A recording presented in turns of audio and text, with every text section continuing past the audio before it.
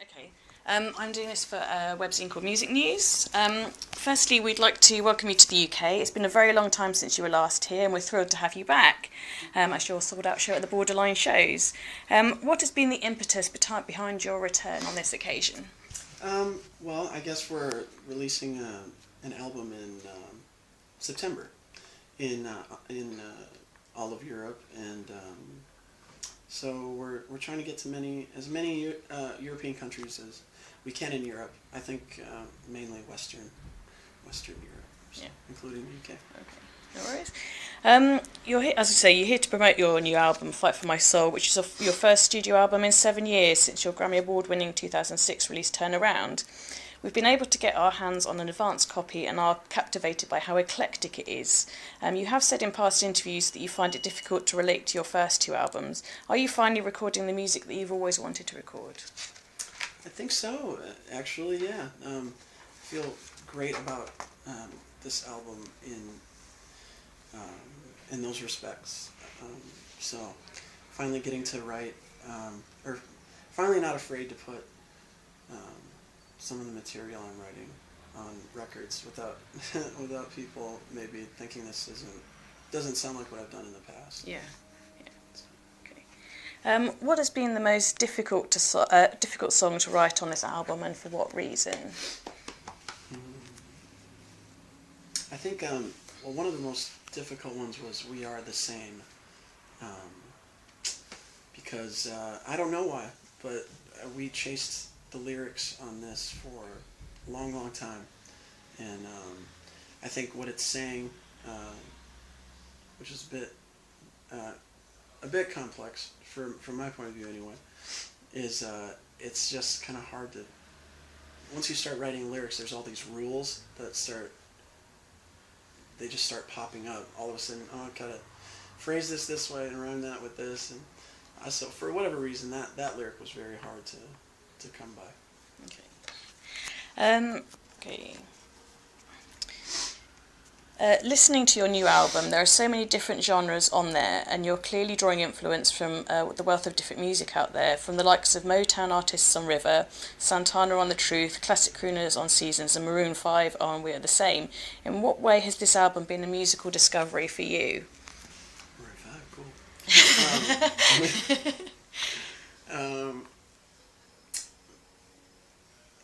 Well, I mean, every time you are able to create something, it becomes a discovery. But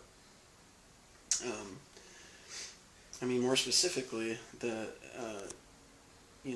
writing these songs and then presenting them to the musicians in the studio and watching the musicians interpret them is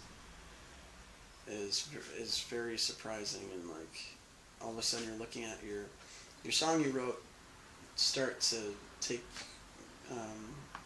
on a life of its own, and in the hands of these musicians, and so I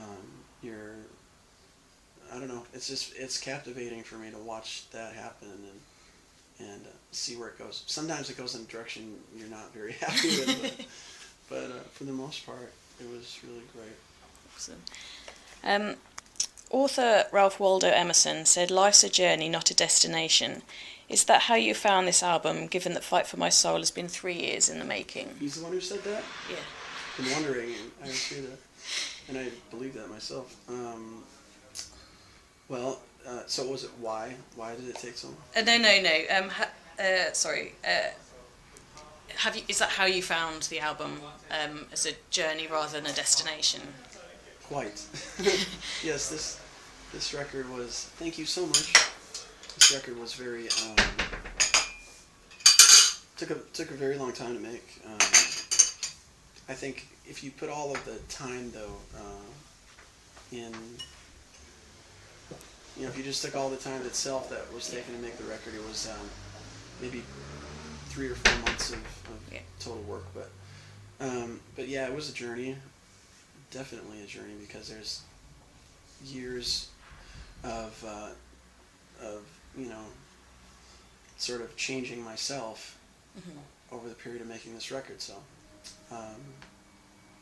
I was afraid that the record would be hard to hear the context, and try to have that one thread go through the whole album. But and I still don't know. I mean, I've heard that it's okay, so I trust it. Fingers crossed, you'll find out soon enough, I Yeah. guess.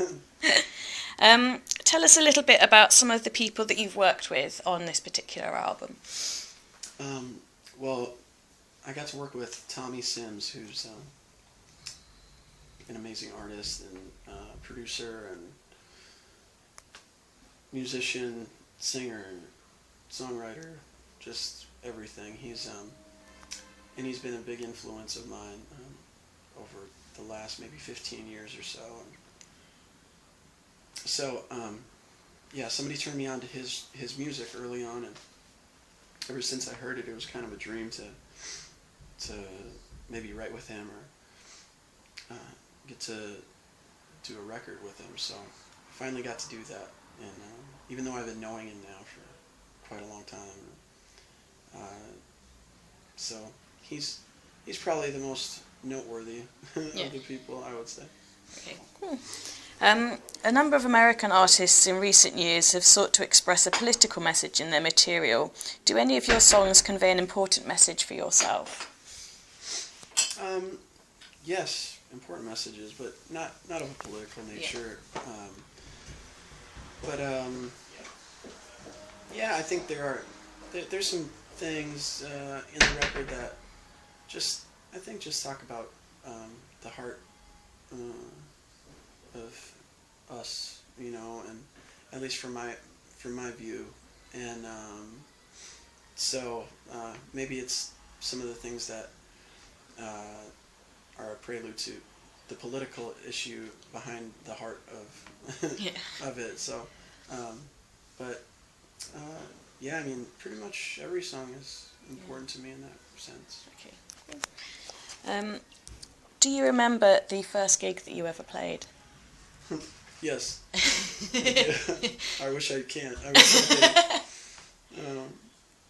We we did a show in my hometown in North Dakota.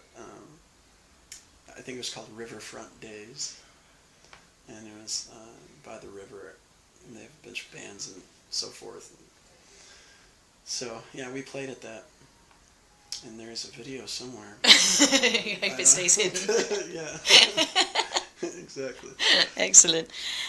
What makes a good gig for yourself? I think if I am feeling inspired, and because it's kind of this feeling that I'm aiming to just feel, it's really a feeling I'm after rather than a state of musical, ability or something. So, but sometimes you don't get that feeling.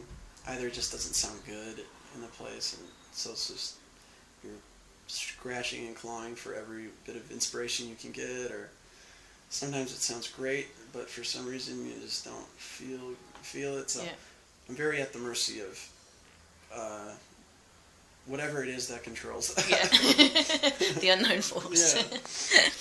Yeah. Finally, just a light-hearted question to conclude the interview.